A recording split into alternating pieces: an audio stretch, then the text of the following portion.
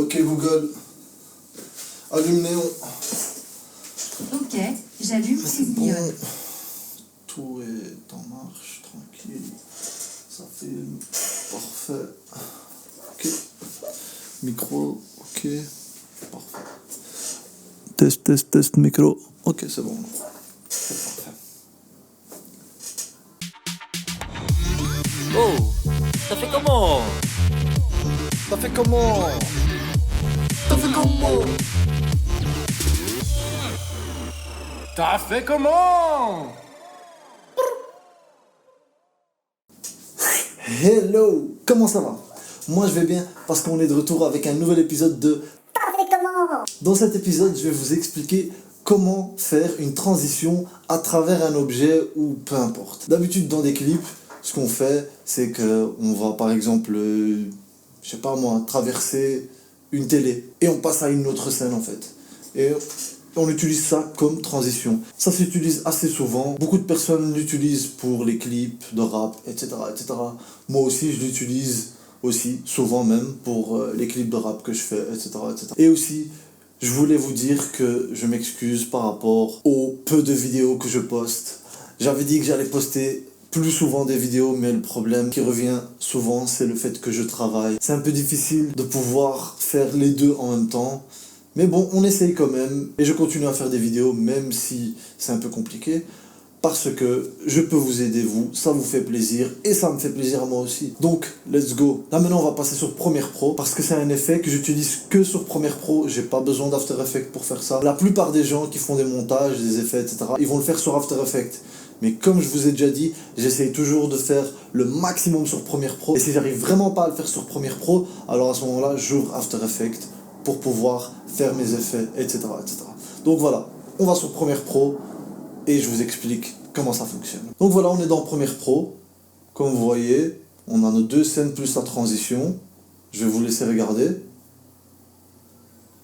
Comme vous voyez, l'effet, on la voit image par image pour que vous puissiez bien voir ce qui se passe. Donc en fait, ce qu'on fait là, c'est qu'on passe à travers les lunettes pour passer à une autre scène. Et si vous regardez bien, il y a un genre de fade out dans les lunettes, avant que la découpe de la lunette s'affiche. On va vraiment essayer d'avoir une transition très fluide. Donc là, ce qu'on va faire, c'est qu'on va commencer à partir de zéro. Il n'y a pas d'effet, on a deux images. Ce qu'on va faire, c'est qu'on va dupliquer notre première scène. On se met sur la dernière frame de la première scène. Puis, on va figer cette image-là. On va la déplacer à 10 frames au-dessus de la deuxième scène. On va la couper pour que ça fasse 10 frames exactement, et on va la dupliquer. Une fois qu'on l'a dupliquée, on va retirer la visibilité de ce calque-là, et puis ce qu'on va faire, c'est qu'on va aller dans les options d'effet, on va dans l'opacité, et on clique sur le bic. Après, ce qu'on va faire, c'est qu'on va bien zoomer dans l'image pour pouvoir bien détourer la lunette. Bien sûr, il faut que le détourage soit parfait pour avoir une meilleure transition. Une fois qu'on a bien fait notre détourage, on va inverser le masque pour pouvoir voir à travers la lunette. Après, ce qu'on va faire, c'est qu'on va remettre la visibilité du deuxième calque.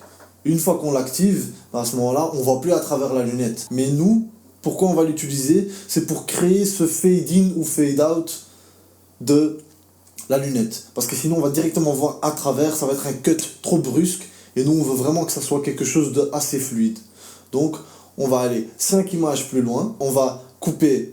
À ce moment-là, on supprime la deuxième partie et on va créer un fade out. Et pour ça, on va aller dans l'opacité, on va créer 2 points dans les extrémités de cette image-là, donc un point sur le premier frame et un autre point, pas dans le cinquième, parce que si on va dans le cinquième, on ne voit plus l'image même, donc on va le mettre sur la quatrième frame. Dans le deuxième point, qui est au quatrième frame, on va diminuer l'opacité à 0. Donc en fait, on va passer de 100 à 0 en 4 frames. Après, ce qu'on va faire, c'est qu'on va imbriquer ces deux scènes-là, et on va faire en sorte qu'il n'y a qu'une image, parce qu'on a besoin que ces deux images restent ensemble, toujours regroupées. Et puis on va aller dans les effets, et on va chercher l'effet de transformation. Une fois qu'on a ajouté cet effet-là à notre séquence imbriquée, ce qu'on va faire, c'est qu'on va décocher l'angle d'obturation, et on va le mettre à 180. Parce que 180, c'est un flou de mouvement assez naturel, on va dire. C'est à vous de voir la quantité de flou de mouvement que vous voulez rajouter à la vidéo. Et puis ce qu'on va faire, c'est qu'on va rajouter 2 points dans les extrémités de la séquence pour l'échelle et la position. Comme là tantôt, on va rajouter les points dans la première frame et dans l'avant-dernière frame. Donc à la fin de notre séquence, on va changer l'échelle à 350, pas plus. Si on va au-delà de 350, ben on ne sait plus rien faire et Premiere Pro va cracher ou bugger ou peu importe. Et puis dans la position, on va venir recadrer là où il y a la lunette qu'on a découpée bien sûr. Et puis ce qu'on peut faire aussi, c'est sélectionner les deux premiers points, donc de la position et de l'échelle, et on va créer un mouvement progressif. Ce que vous pouvez faire aussi pour rendre le mouvement fluide, c'est jouer avec les courbes pour vraiment commencer doucement et accélérer vers la fin. Comme vous voyez, la transition elle n'est pas encore finie du tout, parce qu'on ne traverse pas la lunette entièrement. Elle s'arrête vraiment au milieu de l'image, et puis on passe à l'autre scène.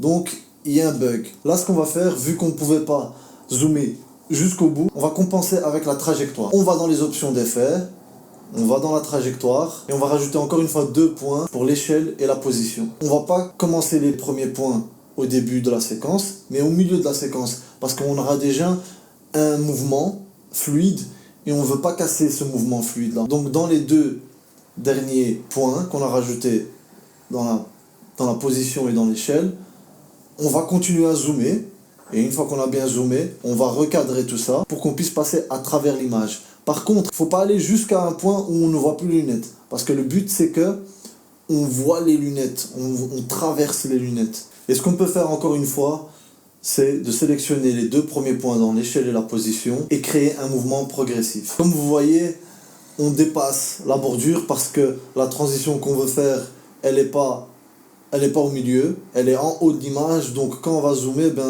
on peut dépasser. Et ce qu'on va faire alors à ce moment-là, c'est qu'on va adapter la position de l'image sur chaque frame. De toute façon, c'est que 5 frames, donc c'est pas grand-chose, ça va aller assez vite. Et puis une fois que vous avez fait ça, la transition, elle est finie, et vous pouvez la répéter sur d'autres images, encore une fois, et ça peut créer quelque chose de assez chouette. Et comme vous avez vu, c'est une transition assez fluide. C'est un effet qui est pas très compliqué, mais qui est pas très facile aussi. On va dire que là, on est dans un level plus haut que d'habitude, parce que la plupart du temps, je vous montre des trucs qui sont assez simples à faire. C'est des effets qui prennent un peu de temps, mais qui rendent le résultat final, donc votre produit final, plus professionnel. Donc voilà quoi.